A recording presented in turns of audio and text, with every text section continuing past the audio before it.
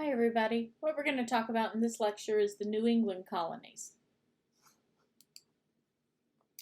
This is our timeline here. Our theme for this lecture, we're in 1600s English Puritan who are fleeing religious persecution and economic difficulties, and how they found several new colonies in England. As you are listening and reading about this topic, you should be able to discuss why John Winthrop founded Massachusetts and describe the kind of society the Puritans built there, and also describe why Roger Williams and Anne Hutchinson left the Massachusetts colony. So what do we know about the Puritans? Protestants wanted to purify the Anglican Church, which led to the name Puritans. Some Puritans, also called separatists, broke away from the Anglican Church to start their own congregations. The king viewed the act as a challenge to his authority and imprisoned them. In 1608, one group of separatists who became known as Pilgrims fled to Holland. Unhappy there, they decided to immigrate to America. The Pilgrims set sail for America on the Mayflower in 1620. There were 120 passengers, and the trip took 65 days. Most of the food ran out, many passengers became ill, and one died. A small storm blew the ship off course, which put the Pilgrims near Cape Cod. It was there that they signed the Mayflower Compact, the agreement that they settled in Plymouth near Massachusetts Bay. By signing this document, they set up a legal basis for their new colony. Under the leadership of William Bradford, the Pilgrims began constructing homes, including a common house, immediately after their arrival. A plague swept through the colony, killing about 50 settlers. The remaining settlers survived in large part because of the assistance of Native Americans, one in particular named Squanto, who taught them how to use the environment to meet their needs, such as growing corn, fishing, and negotiating peace treaties with the Wampanoag people. The following autumn, the Pilgrims joined the Wampanoag in a 3-day festival to celebrate the harvest and give thanks to God for their good fortune. This later became the basis for the Thanksgiving holiday. Many Puritans in England shared the frustrations that had driven the Pilgrims to leave the country. Most worked for reform within and stayed within the Anglican Church. Like separatists, these Puritans were also persecuted, and many were willing to leave England. A depression in England in the English wool industry caused high unemployment, particularly among Puritans. John Winthrop and other wealthy Puritans held stock in the Massachusetts Bay Company, which had received a charter from King Charles to establish a colony in New England. Winthrop used the charter to start a colony as a refuge for Puritans. In 1630, about 900 Puritans set sail for America and established the Massachusetts Bay Colony. As they headed to America, John Winthrop delivered a sermon in which he told the fellow Puritans the new colony would be an example to the world. As conditions in England worsened, increasing numbers of people left England in what was later called the Great Migration. By 1643, Massachusetts included about 20,000 settlers. Several towns were founded, including Boston, the colony's capital. In Massachusetts, a general court made the laws and elected the colony's governor. The general court made up of freemen, the people who owned stock in the Massachusetts Bay Company. John Winthrop had been chosen to be the first governor. To ensure that he had the colony he wanted, Winthrop told settlers that he and only his assistants could make laws for the colony. No one knew that these rules were not in the charter, because Winthrop had it locked in a chest. Winthrop managed to restrict the freemen's power for 4 years. But eventually settlers grew frustrated with how little voice they had in governing the colony. When the town representative demanded to see the charter, they realized that the General Court was supposed to make the laws. They reorganized the government, and the General Assembly became the Representative Assembly. The new government of Massachusetts required all colonists to attend church, collected taxes to support it, and regulated people's moral behavior. The government was intolerant towards differences in religious beliefs. Heretics, those whose religious beliefs differed from the majority's, were considered a threat to the community. Puritan efforts to suppress other religious beliefs inevitably led to conflict with those who disagreed with them. Eventually, just as Anglican tolerance of the Puritans led to the founding of Massachusetts, Puritan intolerance led to the founding of other colonies in New England. Roger Williams, a strict separatist, believed that the Puritans corrupted themselves by remaining part of the Anglican Church. He challenged Puritan authority in Massachusetts. His continuous condemnation of the Puritan churches angered many people, including Winthrop. Winthrop worried if the king thought the Puritans were denying the king's authority, he might revoke the charter and impose a royal government. In 1635, the General Court banned him from the colony. Williams headed south, where he purchased land from the Narragansett people and founded the town of Providence. The government there had no authority in religious matters, and religious differences were tolerated. While Roger Williams was stirring up trouble, a woman named Anne Hutchinson was declared a heretic.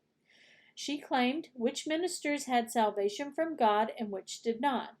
This created a problem for the Puritans because if people believed her, they would stop listening to the ministers she had condemned.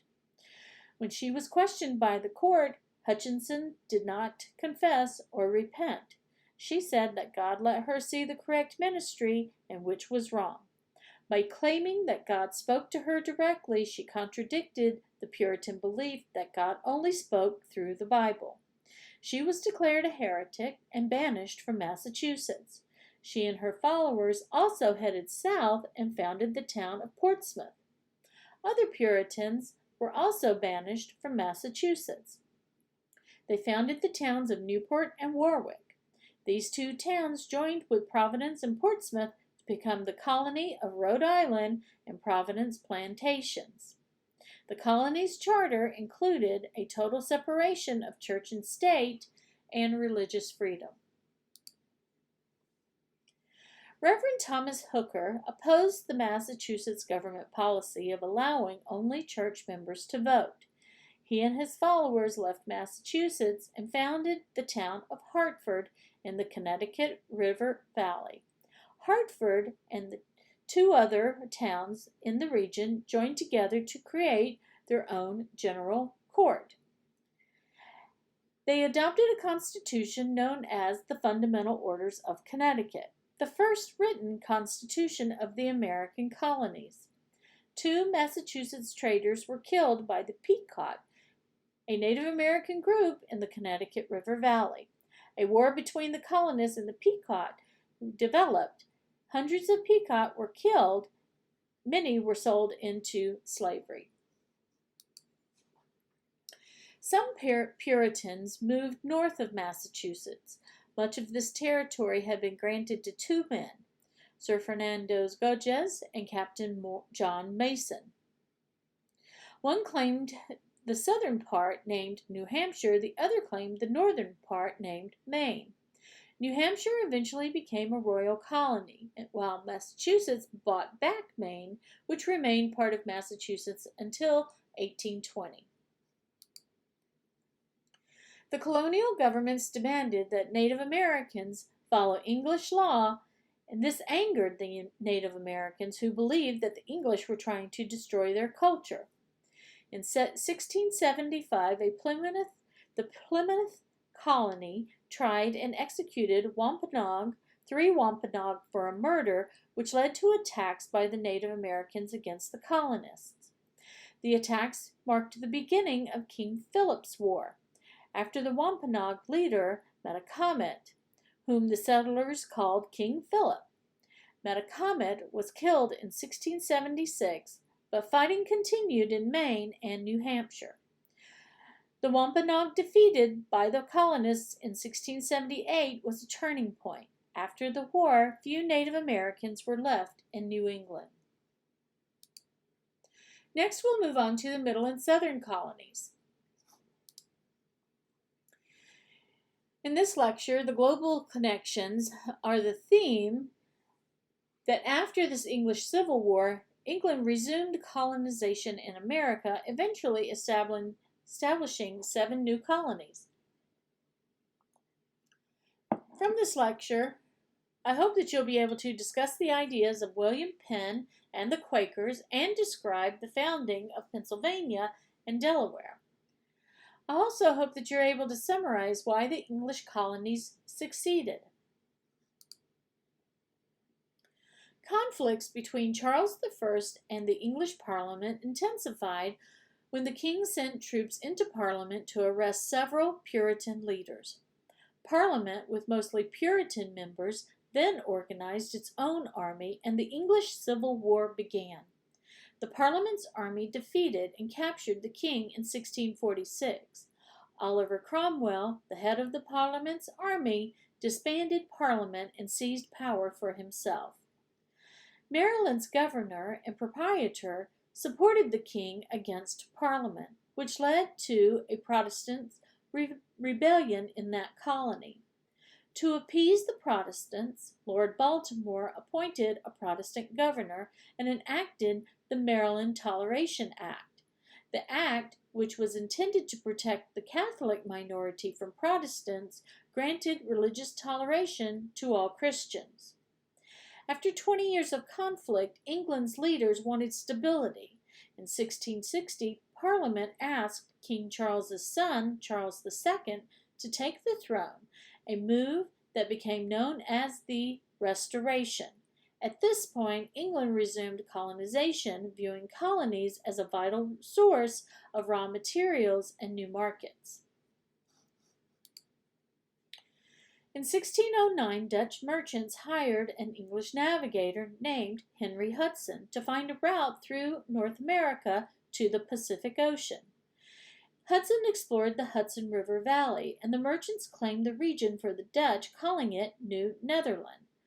The Dutch established New Amsterdam, their major settlement, on the island of Manhattan.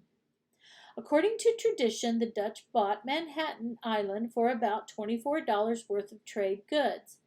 Many historians feel that the exchange of money is inaccurate, and it is believed that the natives had a different concept of land ownership and was under the impression that the land was being rented or used.